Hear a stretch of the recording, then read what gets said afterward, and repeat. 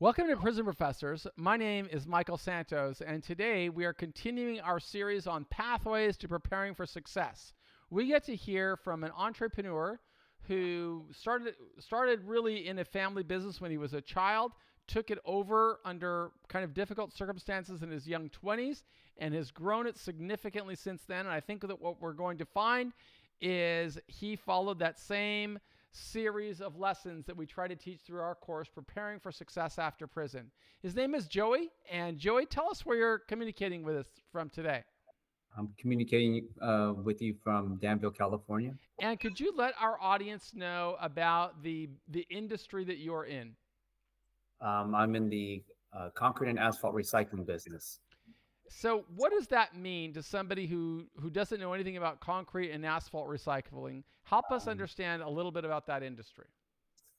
so the industry is anything like roadways, concrete buildings, anything that consists of concrete or asphalt.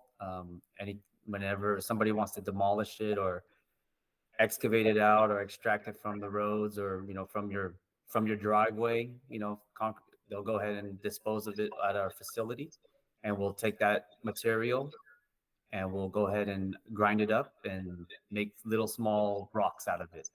That's And probably the easiest way to explain it. what do you do with the little small rocks that you recycle? We'll go ahead and resell it back out to general contractors, and it'll be placed back into roadways, concrete, asphalt, sewage lines, all different kind of construction job sites. We'll go ahead and use our material. So this is a real heavy construction. This is related to the heavy construction industry of road building and things of that sort. Is that right? That's correct. And where many of the people that work in this industry are just hard workers. They don't necessarily have to have a university degree. Is that right? They do not. No. So we are always trying to teach people in jail and prison how they can use their time to prepare for success. And part of the series that I asked you to be a part of is really just helping people understand different businesses that they may never have an opportunity to learn about. And we try and show them how the courses that we prepare may influence their prospects for success. So, based on, as I told you earlier, I'd love to just hear a little bit more about your story, how you got into the business, and if it's okay, I just want to ask you a bunch of questions, the kind of questions that would have interested me while I was still going through 26 years in prison, because I always like to learn from leaders, and anybody who's running a business the size of yours is a leader in our eyes, and I really just appreciate you taking the time to share your story with us. Okay? Okay, no problem. So tell us about your business and how you got started.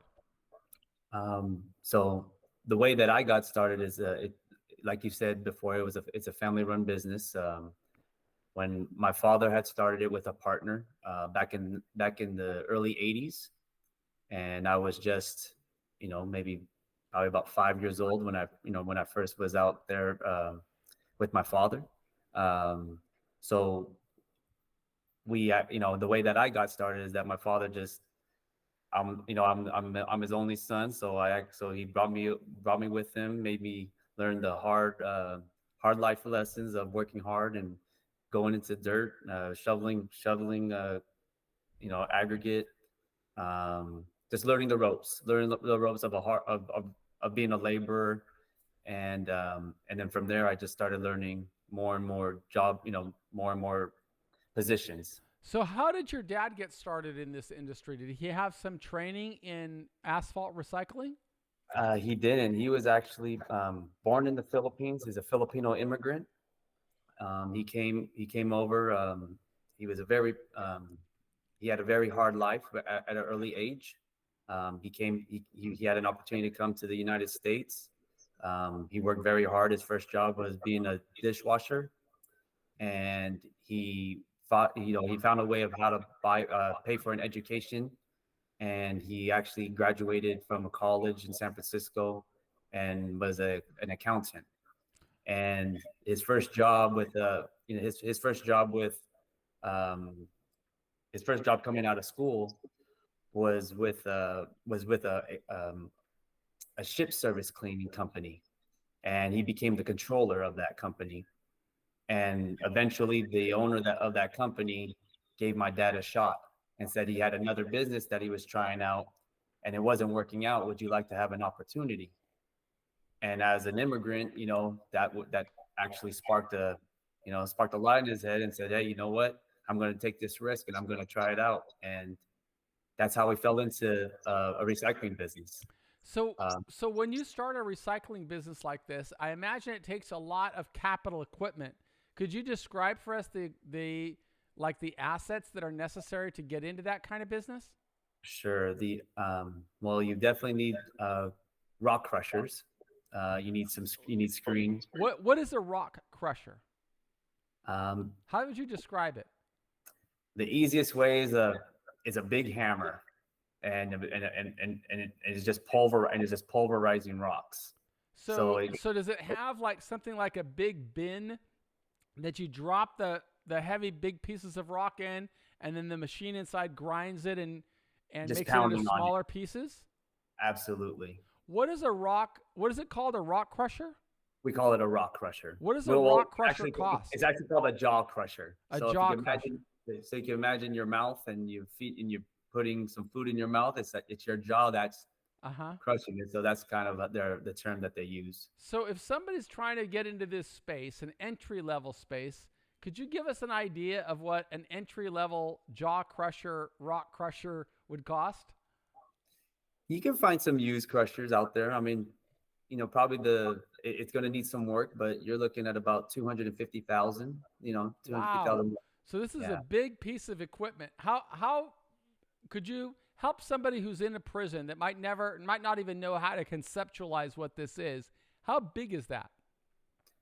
How big is the machine? Yeah, how big is the machine?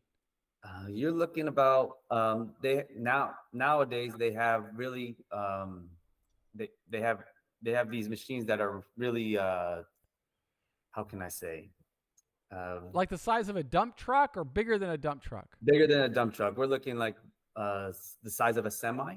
The size Of of a a semi. semi. And is it long that way? It's very yes, it's long that way, and it's a little bit wider than that. So it's probably about I would say about 20 feet wide. So that means you would also have to have a pretty big piece of real estate, of property to put this crusher on then. That's correct. But I mean, nowadays they can actually make them pretty small, pretty concise, and that they go onto job sites now, and they can actually do it on job sites And rather than so in addition to the rock crusher, it would seem like you would also need some other equipment, like a loader to put the rocks in there. What are you all of the know. basic equipment that your dad had when he took over this company?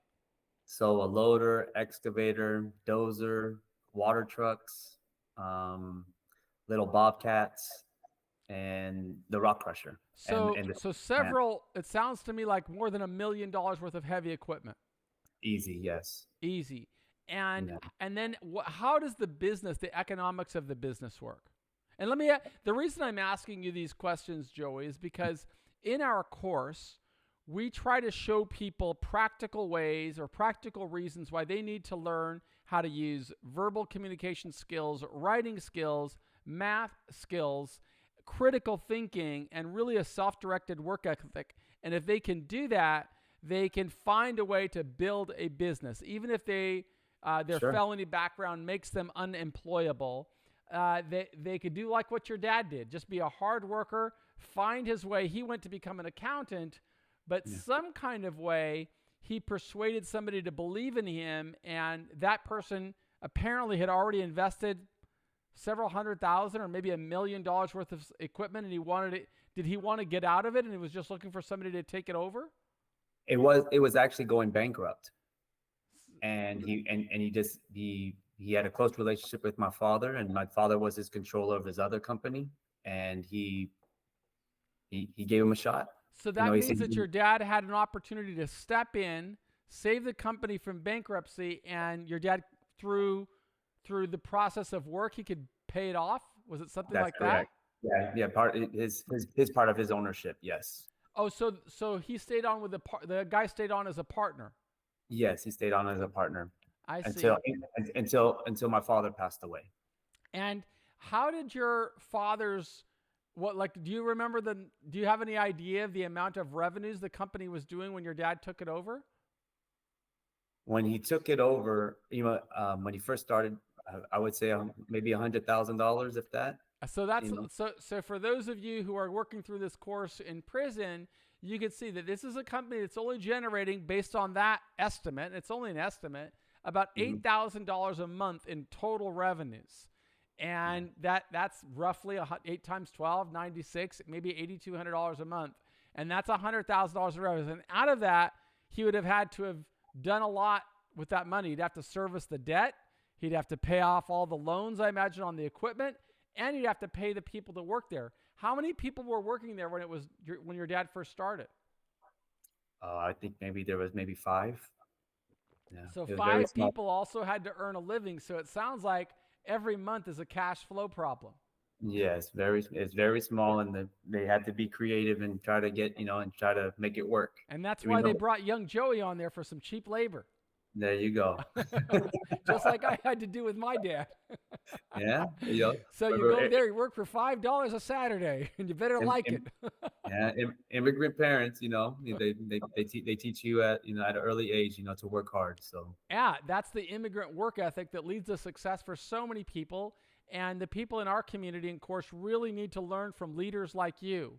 So you grew up in that business when you were how old? About 5 or 6? Is that about 5 or 6 years old, about 5 or and 6 years old? And mhm. walk us through like what pieces of equipment did you learn to operate as you matured through your adolescence and teenage years?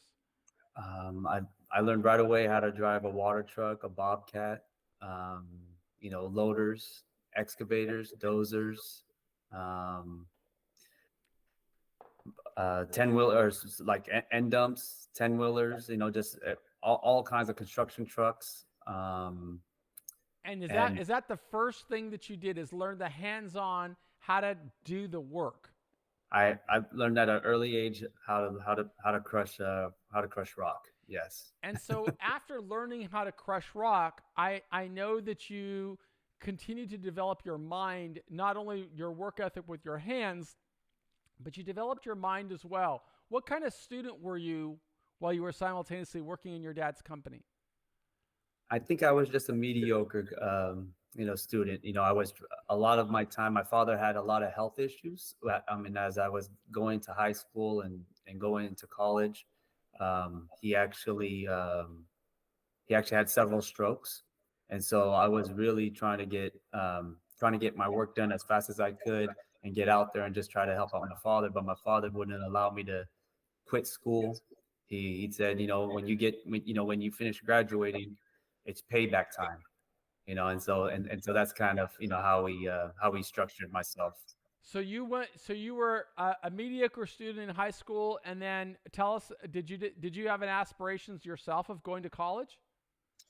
At an early My father instilled those values into me. He said that you definitely want to get an education, and with an education, no one can ever take that away from you. And after that, you go ahead and you go and you create your career, and everything will be fine for you. And what did you study in college?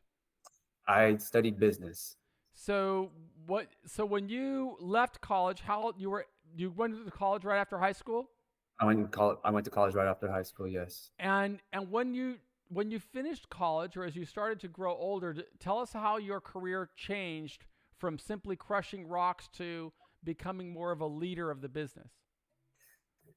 That's a good question.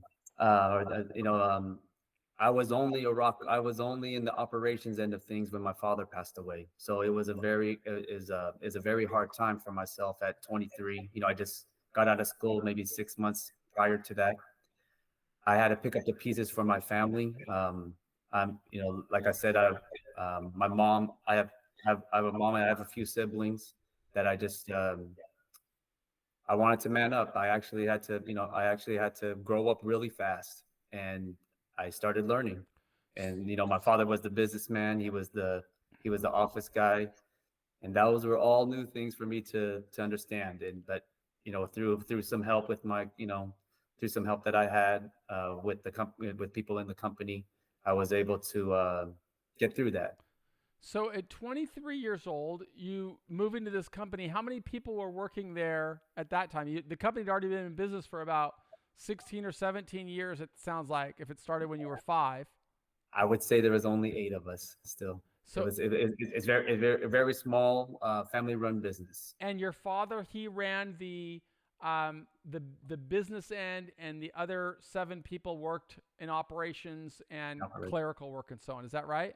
That's correct. So, could you tell us a little bit about that transition of what it's like to be immersed into having to learn new skills like payroll and accounting and, um, Um, you know, getting jobs and sales and things of that sort? What were some of the tasks or the pathways that you used to learn those new skills? I actually just had some, just some help, in the office that they, people. We had a lawyer at the time that was helping me out, and we also had, I believe it was one of my cousins at the time when I was in there, and one of my friends that didn't go to school, out of high school, and he was actually inside the office, and so he just got me up to speed. My father, the last 6 months, was trying to get me up to speed. When he was in bad health. So What is the business? How does the economics of a business in rock crushing? How does that work? How do you go out and acquire customers? Who is the customer? the customers, the general contractors out there that are building roads or tearing down buildings. So those contractors, when I ask them, are they a customer?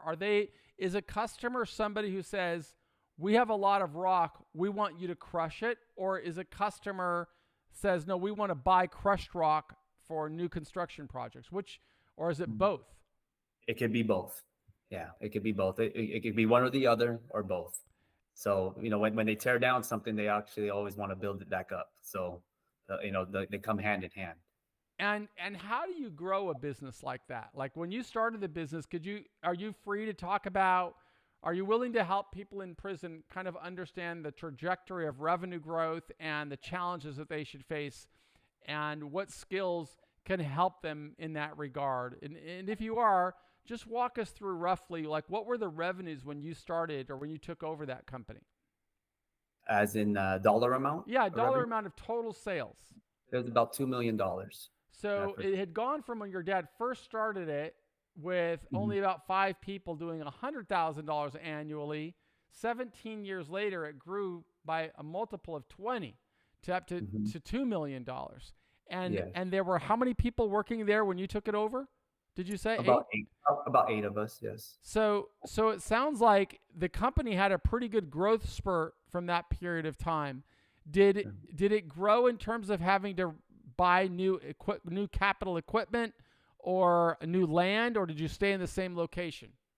We lease the land. We've leased the land this long. Fortunately, we've been able to stay on the land, and they weren't and development has not taken place. But we're always on the brink of being a month to month company. So it's almost like I took it over and expected it to not be around. The next in the next year or two, or but so that was kind of how it started for me. There wasn't really a big lifeline at the time. Wow. And so did you have a pathway to try and save it and make it more how long ago was that, first of all, when you took it over? It was in 2001, and So so and so we were on a month to month lease all the way until 2019. wow. And did you genuinely have that anxiety that the owner may try and take over the Well, land? absolutely, it was a month to month lease, something that I had, so that's kind of how we ran it. And what would have happened if the landlord said, "I want to develop something else. We need you to move all of your equipment someplace else." Did you have a backup plan for that?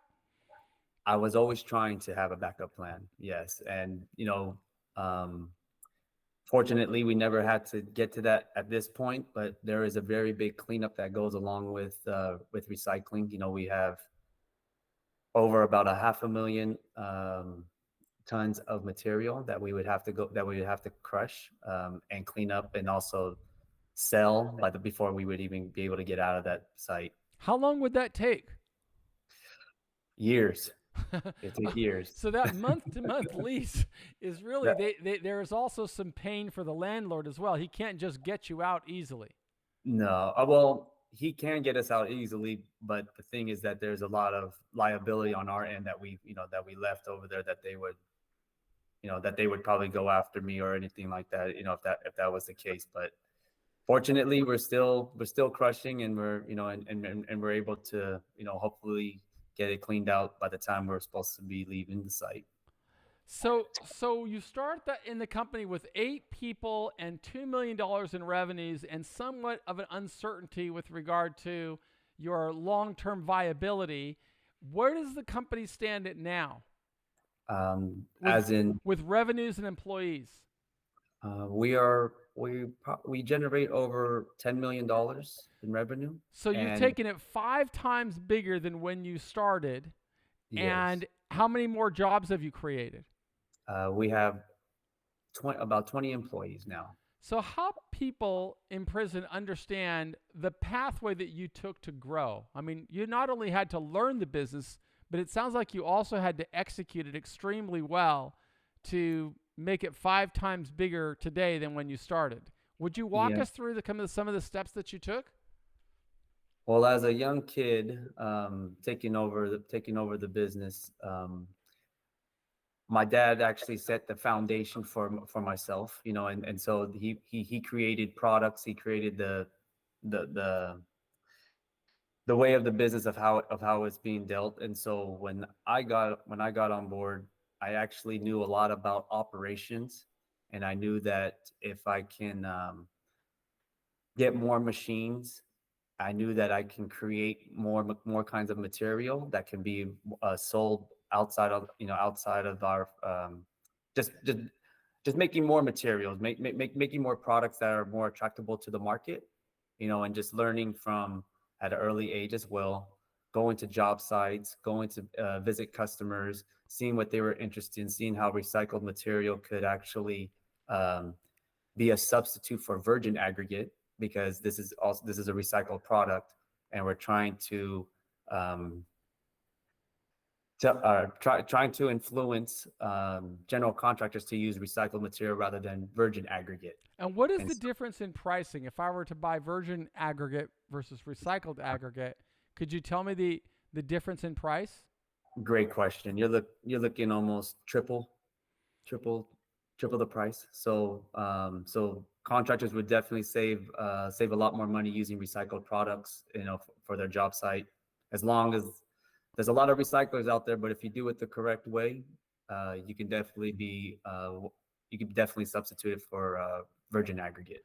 And the market for this on the other side of the equation, when let's say I'm a contractor that is demolishing a building, for example, do they Hmm. pay me to come and take that rock and crush it, or do I pay them to give me that material that I can later crush? You mean if you're the general contractor? Well, let's just say, yeah, I'm a contractor and I've got a job to demolish a building, a brick Okay. building or a concrete building. Uh-huh. Am I going to pay you to come and take that material and crush it, or are you going to pay me because you're going to take that material and crush it and then sell it on the market? We've done it both ways. So earlier in the earlier times, you would actually pay contractors to bring demolished material in, because you would want to go ahead and resell it for a better price. So that would be one option. Another option now, well, I don't think it's an option now, but a lot of contractors now pay us to get rid of their garbage. I call it garbage because it's just the easier way to say it. They Right. try to get rid of their concrete and asphalt, dump it to us. They pay a dump fee, and then we'll go ahead and recycle the product and resell it, and they'll pay us back out. So in and out. So is that like how do you charge for something like that? Does the contractor have to use its trucks to bring it to your yard, or do you have a series of trucks that go out there and pick it up? We can provide that service now, yes, but before, no, we were just a fixed facility. Now we can actually bring our equipment to your job site, or we can bring our trucks to your job site, and you go ahead and load the trucks up, and they come back into our facility, and we'll do it there. But we there's both options. And all of that has been a part of your growth strategy by just developing not only new products that you could sell into the marketplace, but also new services that you could provide to the customer, which means you had to invest quite a bit of money in capital equipment. I heard you say that now you've purchased trucks and mobile equipment that you could take out to job sites. That must have been a pretty big investment of capital. That was it was an investment, but also we did a lot of leasing. So we wanted to do that because we were on a month to month lease, and so it actually worked out best that way because you don't want to you don't want to put yourself in a lot of debt, especially if you're a month to month, especially if you're leasing month to month. So it actually worked out getting getting other companies to lease their equipment to us. But that even that requires some liability, doesn't it? Because the lease is not going to be month to month; it's going to be over several years, isn't it? Yes, you can. I mean, you can actually lease it month to month as well. I mean, you can do it in all kinds of ways, and they're What very kind of creative. what kind of maintenance is necessary on a piece of equipment that's crushing rocks? Great question. I mean, just like a vehicle, you have oil changes. You have to change your tires. You have, just to make it a little bit more simpler. If somebody doesn't really know these construction equipment that we have, but if you have your vehicle, like just a regular car, the kind of maintenance that you do to a car, you have broken down parts, you have changing the oil, but the cost wise is a lot more. And if you are a fabricator, if you can weld, if you can be if you're an electrician, fabricator, and those are kind of skills that you don't need to go to school with. You actually can learn, you can actually learn those kind of jobs. Have you had to go out and raise capital outside to fund the growth of your business, or were you able to grow completely internally from sales? We were able to grow internally. Yes. So these are the kinds of questions that I would ask when I was in prison to try and learn about different businesses. And it's always what's always apparent to me is that business leaders like Joey are successful because they can visualize the problems they have to face. In his case, it sounds like he had to face a problem of uncertainty of whether he's going to have a lease, and he's got to figure out a way to grow his business with a multiple strategies. One, creating new products, and two, creating new services that he can provide to customers. How do you go about marketing your business, or do you have to market your business? Is it all word of mouth? It's all word of mouth now. Yes, I mean, yeah, we've been around for over 30 years, so we have our name out there, and our in a third between a 20 you're in about a 20-mile radius. Other than that, I don't we wouldn't be attractive to contractors. They would actually find other recyclers out there that they can actually go to. So you have to work within your within the 20-mile radius of where we're at. Where do you see the company going I mean, you've been running it now for about 20 years. Where do you see it growing over the next 10 to 20 years? Sky's the limit, I believe. We have a lot more people are more receptacle to recycled products now. We're able to put it, concrete producers actually allow recycled aggregate now going back into concrete, and they're actually purchasing recycled products, asphalt material as well, asphalt producers. Same thing. There's a lot more work that you can do now with recycled products because a lot of people are more accepting it out there. In your industry, what kind of people come to work in your industry? Like what is their background? Are they entry level workers just looking for a job, or are they trained in that industry? Entry level. You could be an entry level person, and I can train and we could train you. I mean, a lot of people, you deal with a lot of blue collar people, and a lot of them don't have any skills. And so if you're willing to want to learn, and you're willing to to work hard, I believe that you could succeed in our industry. Have you ever when you're as an employer, a lot of times people in prison don't realize the complications they're going to face when they come into the job market because of a felony background. Is Sure. there, as a company like yours, ask questions about a felony background? We do, but there I've hired, I've actually hired a couple of people that had felonies. And in any way, does that felony influence their opportunities to grow or become a valuable member of your team? No, it doesn't. So, what do you look for when somebody comes to work with you? Um, wh- Describe for me what a great employee looks like. The will to work, the will to want to learn, um, and just having having a good head, a good mindset on you, and that's it. As long as you're willing, as long as you have good values of doing the right thing, and things like that. I love mentoring. I have over 35 first cousins, and I have a very big family. So I've seen a lot of things around the spectrum about all kinds of different kinds of individuals. And as long to myself, as long as you're a good person, and you're ready to work, and you're willing to take on responsibility, I think you'll go a long ways in the not in just my company, but in just in construction itself. So, in your company, people come on, and if they're entry level in their beginning, they may begin just like you did. First of all, having to learn all of the equipment and do every part of the job. Are there opportunities in a company like yours that's growing to move into the sales side or other areas of the business? And if so, could you describe that area for us?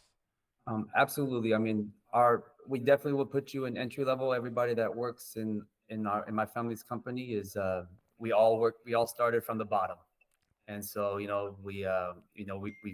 started as laborers. We ended up becoming operators, managers, supervisors, general managers, sales managers. And so yeah, definitely. I mean, you could definitely. I mean, we in my company, yes, definitely.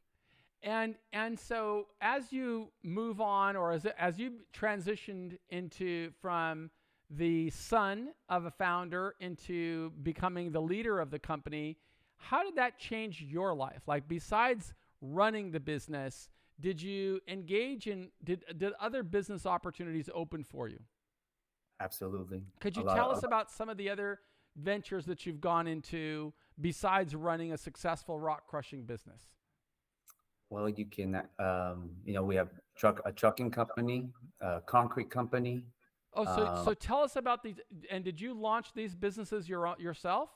we actually added it on to Brit. We actually added it on. We actually added on to the company. So what does that mean? What does a concrete company do? So it produces concrete. So we would take aggregate from our recycled part of our company to introduce it into concrete.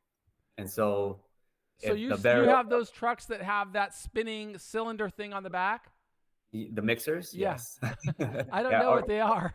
we have mixers, and there's also volumetric mixers out there. So even anybody can come and buy it's called a volumetric mixer, and it's a truck, and it actually makes concrete out of it. Wow. And so you could be a little small mom and pop business. That It'll cost you about 150,000 to $200,000 for that investment, and you can get into the concrete business. What other, you said that there was another type of business that spawned Uh, from this. just trucking alone. What is trucking? What Tell us about that business, how that business works. Uh, you, so we provide trucking service. Does that So mean you buy one of those big 18-wheeler trucks, or the big truck that hooks a trailer to it? that's correct. But it doesn't have to be that. It could actually be, they call it super tens or 10 wheelers and bobtails. There's all types of kinds of dump trucks out there that you can that you can go and do trucking with. Could you help our audience understand how that business works? Like, what does a truck cost, and what does it generate in revenues? So a truck cost also around about the 150 $200,000 range. Um, right now, the market is asking for it to be about $1,000 a day of for service. So if you can get a Class B license, a Class A license, you can actually buy one of these trucks, and that's about the rate that you'll get every day. And what does a person that drives the truck earn? So if I wanted to get into that space, and let's say I want to buy a truck, and you say a $200,000, what's the difference between a $150,000 truck and a $200,000 truck? The amount I can haul? No, you can. That's what I'm saying. What they cost brand new, but you can definitely buy one that's in the $50,000 range. It's just some. I'm just giving a high estimate a little bit because at worst case scenario, at worst case, that's how much you'll have to invest. But there's a lot of used trucks out there that you can purchase. And it doesn't matter whether it's a new truck or a used truck. If it's working and it's hauling material, the rate is generally it's going to generate about $1,000 a day. The rate will be the same. But I imagine if it's a $50,000 truck, you might have more expenses with maintenance or fuel or something like that than a newer, more efficient truck. That's correct. So there's But a it's there's a yeah. So, plus but and a if you're if, minus. if but if you're a hands-on person, you can definitely a lot of that overhead can be solved if you have a mechanic background, Could or you if you tell me how much a truck driver earns a day or an hour? right now they're earning about $35 to $40 an hour. So $40 an hour, and how many hours typically would a trucking company keep a truck on the road? 8 hours a day. So roughly a truck driver is going to earn 320, but with benefits maybe 450 a day, That's correct. and it's going to Yes. generate 1,000 a day. The truck. Yes. And at fuel, how much would that fuel cost? Now fuel costs are is really high right now, but Roughly a so day. How much would that, if I kept that truck running 8 hours a day, how much do you think I'd spend on fuel? it would have to depend on where the job site is, though. So you can burn through about $200 a day, or you could burn through $50 a day, all depending. So it all depends on where the location of their job would be. So the reason I'm asking those questions is I want people in our community to kind of just see how to ask basic questions about business and reverse engineer their way to say, "Huh, is that a business I could go in?" If I bought a truck and was able to manage that business, what challenges do you think I would find in trying to get work and keep that truck running? I don't think you would have problems with getting work. There's a lot of work out there right now, and so and how much maintenance you would have to deal with it if you're on top of anything, on your vehicle, on your truck, you don't have too much to spend except for you cause your own problems sometimes.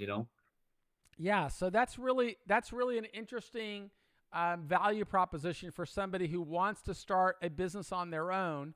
Does what is the financing on a truck like that? How many years do they typically finance a truck? They would typically finance a truck for 10 years. For 10 Something like years. So that. if somebody bought a $200,000 truck or 150,000, let's call it a 150,000 truck because they wanted to keep this thing running and not Yeah. idle, those payments would be 15,000 plus interest maybe. So like $1,500 a month is all his truck payment would be, but he has the potential of generating 5 days a week about $20,000 a month in revenues. Absolutely. So I mean a lot of um, truck drivers who are that have actually been incarcerated, and I mean they come to our site every day, and they've actually gone out and done this. They found that this is a profession that they can do, and they make a good living from it. So here's the thing, Joey. People in prison, they sometimes get discouraged because they feel eager and they want to go out to work. But if they're part of our program, they may be saying, "Oh, I can't do that until I get out." But what I'm learning and listening, and this is what I would have learned while I was going through prison for 26 years, is that I've listened to a leader like Joey and say, "How can I take the wisdom that he is giving me and apply that to my life right now. If I know how to develop a business model, Hmm. including math, I can reverse engineer as just I was just doing right there. A $50,000 truck can Yeah. generate as much as $20,000 a month in revenue. If I wanted to, if I found work, I might be able to say, "God, I can hire 3 people to keep that." I should buy 3 trucks and get 3 people working and keep that truck out on the road. Those trucks out on the road. If I did something like that, I might be the kind of guy that could go out and persuade a series of people to finance the trucks as long as I demonstrate I've got the right work ethic. I'm willing to keep I'm willing to do whatever it takes to keep those machines on the road and running. That's a pretty lucrative business to be able to generate Abs- $20,000 potential in revenues a month per truck. I could find somebody that might want to finance me in that business. And you think that that is an industry that would not frown upon somebody who has a felony background. It's just somebody who can demonstrate he can do the work, do the hauling. That's correct. And what That's is it? What is it exactly? It's just driving the truck to the site, having the contractor load the truck with, use a loader and fill it up with either aggregate or concrete or whatever, and then he just hauls it back to your plant, drops it yes. off, and goes back and forth. Back and forth, yes. And another thing is you can actually study, if you're wanting to do that, you can actually study for your class B, class A license ahead of time before you even wanted to jump into this profession. So there's some, and you could be an owner operator as well. So I mean, just by having one truck, you can actually put yourself out there and go and be a subcontractor for another trucking company, and they can go and hire you. There's multiple ways in going about to be being in the construct into the trucking industry. Is your business the type of business that may also go into delivering consumer products like bags of cement? Like, can you convert your business into that model, or is that doesn't make sense? No, no, not bags of cement. No, but we can actually package our aggregate. Maybe we could go into some bagging and maybe selling it at Home Depot or at other places than Lowe's and stuff like that. So you can definitely do that if you'd like. In your business, do you do that type of work right now, or is that another potential area of expansion? That's another potential area for expansion. Are you looking to acquire real estate to advance your business or to get more stability in it so that you can control the land? Absolutely, it's been a long journey to try to locate some potential land. And You know, what is the challenge of that? Is that you have I heard you say earlier in our interview that your land has to be within a 20-mile radius. Is that right?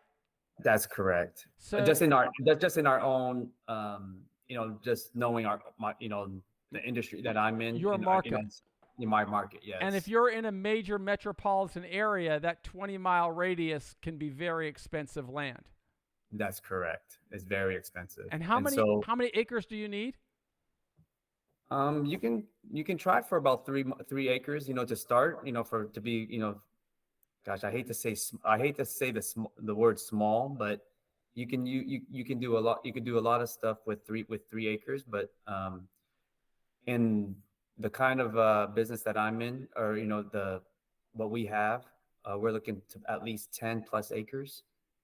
So it's quite a bit of land, but at the same time, if you do it correctly, you can capitalize on every piece of that acre that you have.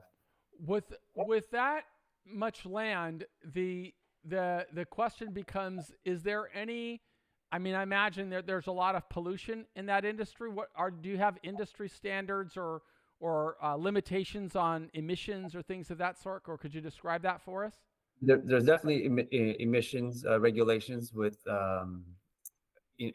there's that, there's the air quality, there's Bay Area I mean, there's air quality issues. There's also getting permitting issues from the city to do this. There's a lot of pollutants that come from, especially mobile equipment. If you're going to be doing mobile equipment, you deal with diesel particulate matter. And so Yes, I mean to your answer, yes. So it's not There's a lot just buy a piece of land. You got to buy a piece of land in an area where the of city is not going to object or the neighbors are not going to object to. It's got to be in a very heavy industrial area then. That's correct. I see. And what is the price of acre for this kind of land that would be needed? Do you have an idea? In our area, it's close to about maybe $2 million. An acre, $2 million an acre. So Yes. it's a very high capital intensive business, and Yeah. it's one of the reasons that to succeed in it, you don't only have to be a hard worker, you also have to be pretty good with numbers and pretty good with telling a story so that you could help financiers understand why this is such a compelling business model. Do you are you looking, Joey, to have that same level of growth? I mean, you've already taken it at a really successful clip from a $2 million company to a north of $10 million. That's 5 times sales from when you started. Do Sure. you have a pathway to taking this from 10 to 20 or $30 million in revenues? Absolutely, I do. I mean, I have family, and and I'd like to keep it going. For throughout our throughout generations, if possible. Do you have a little Joey yet that's gonna that you're grooming for the job? I, I actually, yes, I do. I actually have two of them, so they're grinding right now. They're grinding right now. Well, that is great. I Yeah. really want to thank you, Joy, for giving us the immigrant mindset. I think it's so important for people in prison to be learning from leaders like you. You're, just really a great American to not only be providing jobs for so many people, but also providing taxes that you pay to keep your communities going. And I think that's something that's super important. But I'm really grateful to you for also sharing your story with the Prison Professors program. You really help us validate this message of our course. And one of the things I always tell uh, participants in our community is I can talk to any business leader and listen to their story and kind of frame it into our 10-part module. And if it's okay with you, I'd like to recap it for you just so I can see that I'm serious when I tell them I never asked them to do anything I didn't do. So Sure. let me try to recap what I learned from you in our 10-part module. So our modules start with number 1, to build any business or to overcome any challenge, a person first of all really has to work toward defining success. And what I heard in listening to Joey's story is not only that was a pattern that he used, but also his father. His father immigrated to this country, he said, after a very difficult background, but he didn't only wash dishes. He put himself through school. He became an accountant. And because he became an accountant, people started to notice him and give him an opportunity. And eventually, he worked his way into a business. Joey did the same thing. He tried to prove himself as a hard worker to his father, eventually learning every aspect of the business so that when tragedy struck his family, he was in a position to take it over. So he really knew how to define success and then take it over with only 8 employees and grow it to how many employees now? About 20. Over About 20. 20. So significantly grew the head count, but also grew the revenues and the tax base. 2, the second component of our module is that somebody's got to set really clear goals. We heard that again in his father. His father even instilled in Joey to make sure that he got an education and wouldn't allow him to leave school just to come into the business, even though Joey wanted to do it. His dad said, you got to hit these goals first. Make sure that you get a degree. And what I heard him say is, once you get an education, nobody can ever take that from you. But then Joey came into the business as a leader, and he had to overcome a lot of challenges, including a month-to-month lease and the need to expand his product line and the need to expand the services that he offered. So just by being disciplined, he'd set goals to build new products and develop new relationships, and the company has grown because of that leadership from $2 million to $10 million in revenues. 3, the third module in our course is all about attitude. And we heard that definitely in Joey from the time he was 5 years old. He said he was crushing rocks, and he spent so much time helping other people learn how to do it. What he said is he's got a big family, and he felt a commitment to helping his family get jobs as well. This is the same thing every person in prison has to do. They have to define success. They have to set goals. They have to have the right attitude. They have to be willing to work hard, not necessarily because they want to live a life of luxury, but because they always want to be productive. He even told us about how when you succeed in one area, other opportunities open, including trucking and concrete business. 4, you got to have an aspiration. And you heard me asking Joey about that throughout our interview. He had aspirations of solving his land problem. He had aspirations of building his product line. He still has aspirations where he said the sky's the limit, and he says the business can grow much bigger. So he's always thinking about new things that he can do. You could be doing the same thing. You got to see yourself not only being in prison, but how can you emerge with your dignity intact and opportunities to prosper? 5, you got to take action. The 5th module in our course is all about action. And we heard what Joey said. As long as you're willing to show up on time, work hard, have a positive mindset, you can grow from an entry-level position to a position of leadership in a company like his or any company, including, he'd said, many people come into the trucking industry who came out of prison, but they all had the right mindset. They were ready to take action.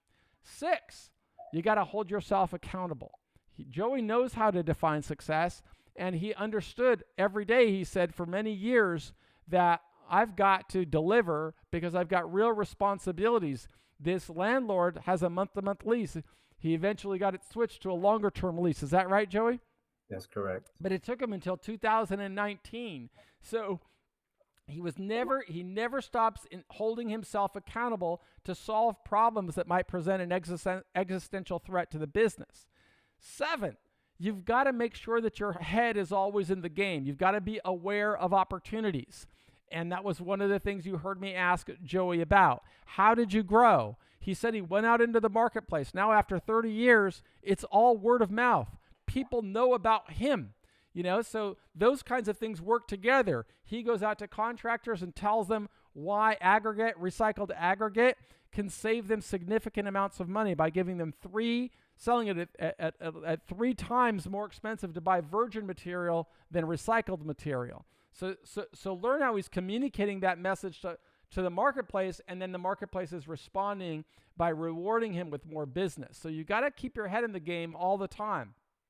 And 8, in our 8th module, we talk about the importance of authenticity. And we certainly heard that in Joey's story. He's 100% committed to his industry. He's been living it since he was 5 years old, and anybody can see that he has a plan. He puts priorities in place. He makes sure that not only does he have a plan and priorities, but he is developing every day tools, tactics, and resources that are going to help him grow. So you've got to be following that same model in your own life, and you don't have to wait until you get out of prison to do it. You can be doing it right now. 9, you got to make sure that you celebrate every achievement. And I think that we heard that in Joey's story as well. From the time he started taking over the business, just being immersed in it after his father left him early, he had to learn everything, and he had to learn quickly. He didn't complain about it. He just kept applying himself until now he becomes the master of his destiny, not only for himself, but for all of his employees and his family. And number 10, the 10th module in our course, is you've got to live in gratitude and express gratitude for the blessings that come our way. I am super grateful to you, Joey, for this blessing of sharing your inspiring story with people in jail and prison. This is kind of a forgotten community, and they don't very often get the opportunity to learn from business leaders like you. And by the fact that people are seeing a man who's built a company that's now generating more than $10 million in annual revenues, spends time talking with me, a guy who was in prison for 26 years, it should let other people know they can do the same thing if they've got that solid work ethic. And that's what I would have learned from Joey. Did I miss anything in telling and recapping that story, Joey? No, you did not. You nailed it right on the head. Well, that's what I want our members of our community to understand. If they focus on developing their vocabulary, developing their writing skills, developing their math skills, developing critical thinking, they don't have to worry about trying to find a job. They can go out and create jobs just like Joey does every day, or they can start at the ground up at an entry-level position, learn everything, and rise within a company. Joey, that I really just want to thank you for being a part of the prison professors community. You are now a prison professor. And Joey's also going to be working with us in developing the written lesson plan that accompanies this video. So we hope that you will work through it. And Joey, I just want to give you the last word. You'll be communicating with more than 100,000 people in jails and prisons across America. Wow. Well, I appreciate. Thank you. Thank you for letting me have opportunity of this time with you guys. Well, we appreciate you. I know you've got a successful business to run, and I just want to thank you for spending time with us today. All right. I appreciate it. Thank you. Thank you.